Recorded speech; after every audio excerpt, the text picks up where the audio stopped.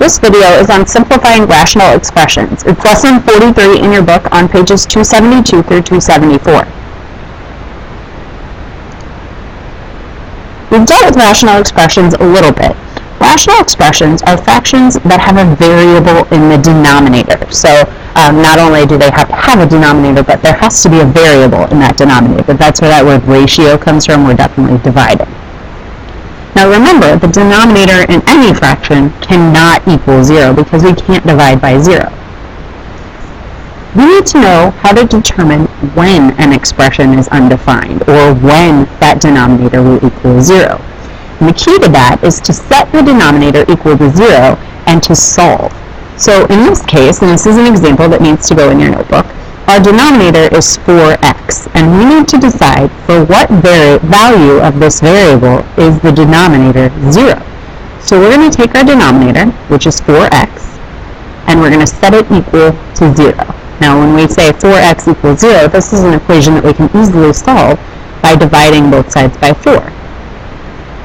4 divided by 4 is 1, and we're just left with x, and then 0 divided by 4 is 0. Now that tells us that if we plug 0 in for x, our denominator will be 0. So x cannot equal 0. Or the expression is undefined when x equals 0. Here's another example that needs to go in your notebook. We need to know when this expression is undefined, or when does its denominator equal 0. So to figure that out, I'm going to take my denominator, which in this case is x minus 4, and set it equal to 0. Now, this I can easily solve since I'm subtracting 4 from each side to get x by itself. I need to add 4. So negative 4 plus 4 is 0, so I have x equals, and 0 plus 4 is 4. That tells me that when I plug 4 in for x, my denominator will be 0. So x cannot equal 4.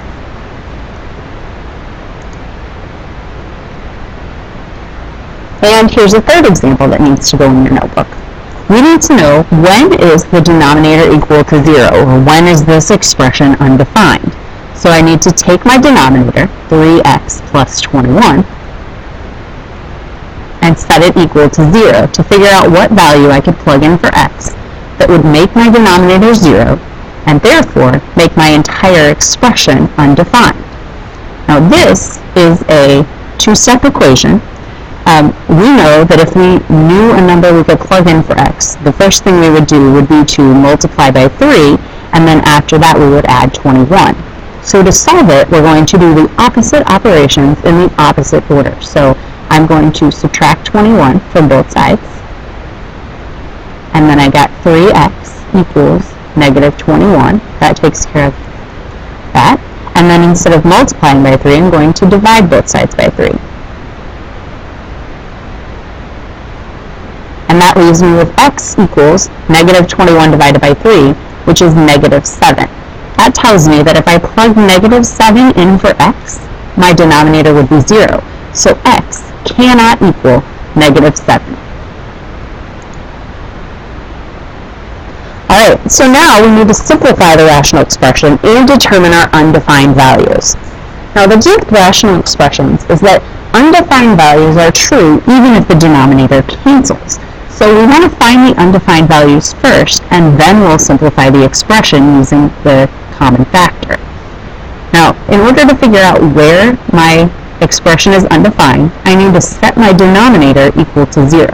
In this case, my denominator is 4 plus x, and it equals 0. Now, in order to get x by itself, since this is a positive 4, I need to subtract 4 from both sides. And that gets me x equals negative 4. So my undefined values are x equals negative 4.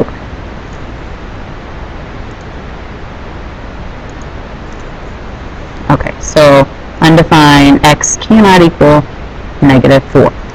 Now I need to simplify this using a common factor. So my denominator, 4 plus x, there's no common factor there. It's already factored as much as it's going to get.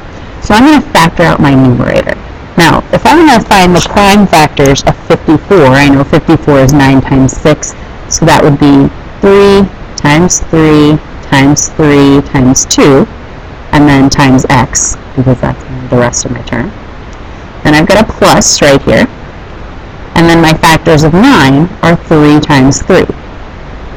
Now in order to find my common factor, I look at what do they have in common. So here we've got a 3 and a 3. So my GCF is 3 times 3. And then what I'm left with is 3 times 2 times x plus, and now note that all my factors cancel out here and I'm just left with 1. And if I simplify that, I get 9 times, in parentheses, 6x plus 1 all over 4 plus x. Now in this case, there's nothing that I can cancel. There's nothing that's the same on top as it is on bottom. So this is my solution. In example number 2, which again needs to be in your notebook, we need to simplify this rational expression and determine its undefined values. Now we determine undefined values first, but look at our denominator here. If we say 4x squared plus 6x equals 0, we can't yet solve that because we have two different terms here, we can't combine them, and there's no way for us to get x by itself. So what I'm going to do instead is I'm going to factor the numerator and factor the denominator first. Now I'm going to start by factoring the numerator. So my numerator is 2 times x minus 2 times 5 times x. My common factor is 2 times x, or that gets me 2x. And in my parentheses here I have x minus 5. Now I'll do my denominator. My denominator is 4x squared, so that's 2 times 2 times x, plus, and then 6x would be 2 times 3 times x. Whoops, x, sorry. Now they have a 2 and an x in common, so 2x is my common factor. And then in parentheses, I have 2x plus 3. Now, in order to find my undefined values, I need to set the denominator equal to 0. Or I need to find out what could I plug in for x that would make my denominator 0. Now, we have this thing called the zero product property, which means that when you multiply two numbers together and you get 0, that means one of them has to be 0. So in this case, I'm multiplying 2x times 2x plus 3, and I want to know what will get 0. So I'm going to set each of these factors individually equal to 0. So I'm going to say my first factor, 2x, equals 0. And I'm also going to say my second factor, 2x plus 3, equals 0. And I'm going to solve each of these equations. Now this one I'm going to solve by dividing both sides by 2. So x cannot equal 0. And then this one I'm going to solve by subtracting 3 from both sides. So then I have 2x equals negative 3. And then dividing by 2. So x cannot equal negative 3 over 2. So here are my undefined values, negative 3 halves and 0. Now I also need to simplify this expression by canceling out anything that's the same on top and on bottom. So see how we got 2x on top, 2x on bottom, so these cancel, and I'm left with just x minus 5 over 2x plus 3, when x cannot equal 0 and x cannot equal negative 3 halves.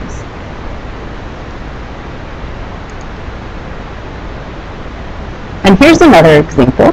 Needs to be in your notebook.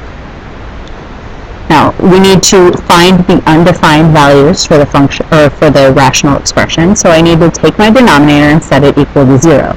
Now, unlike the last one, this one doesn't have two terms with two different variables or variables with different powers. So I can set 4x minus 28 equal to 0. Oops. To find my undefined values. So in order to simplify this, if I knew what x was, I would multiply by 4 and then add 28. So I'm going to do opposite operations in opposite order. Subtract 28. So opposite operations in opposite order, and I'm going to add 28 to both sides. And I get 4x equals 28. And then divide both sides by 4. And I get x equals 7. So my undefined value is going to be x equals 7. Or x cannot equal 7, rather. Okay, so I know that my undefined value is x cannot equal 7. Now I need to simplify this expression using a common factor. Now see how 4x and 28 have a common factor because 4 goes into 4x and it goes into 28. So I'm actually going to factor my numerator and my denominator here. Now my numerator is 2 times x minus, and then 14x is 2 times 7 times x. So they have a 2 in common and they have an x in common, so my common factor would be 2x. And in parentheses I'd write x minus 7. And then for my denominator, 4x minus 28, I've got 2 times x minus 28, which is 2 times 7. Now my common factor is 2 times 2, or 4. And then in parentheses, I write x minus 7. Now in this case, the thing in my parentheses is what's the same on top as it is on bottom. And the only way that you can cancel is if what's in parentheses is exactly the same. So x minus 7 in parentheses can only cancel with x minus 7 in the denominator. These cancel, and I'm left with 2x over 4. Now I can also simplify 2 divided by 4 into 1/2, so I'm left with 1x over 2, or 1/2 x. So my expression is equal to 1/2 x, and I know that x cannot equal 7.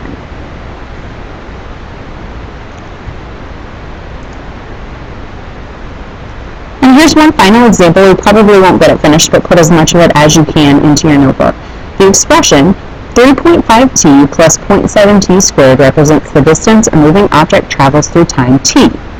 The expression 1.4t squared represents the distance the same object moves from rest with twice the acceleration. I need to simplify this expression. So I need to simplify the distance divided by the distance with twice the acceleration. In order to do that, I'm going to factor both my numerator and my denominator. So to factor my numerator, I've got 3.5 times t plus 0.7 times t times t. Now notice that what they have in common is that t. So I could say it's t times 3.5 plus 0.7t. Now I could go one step further and say that 0.7 will go into both 0.7 and 3.5 because 7 goes into both 7 and 35. So I could even say that 0.7t and then 0.7 times 5 would give me 3.5 plus t. So this is the factored form of my numerator. In my denominator, I've got 1.4 and then t times t. Now here my t's will cancel, and then 0.7 divided by 1.4 actually gives me 1/2. So it's 0.5, and then in parentheses, 5 plus t. And then in the denominator here, I still have a t. Now notice that this t and this t do not cancel, and the reason for that is because this one is in parentheses with the 5 plus. In order for that to cancel in the denominator, it would have to have 5 plus t also. So this is actually my simplified solution.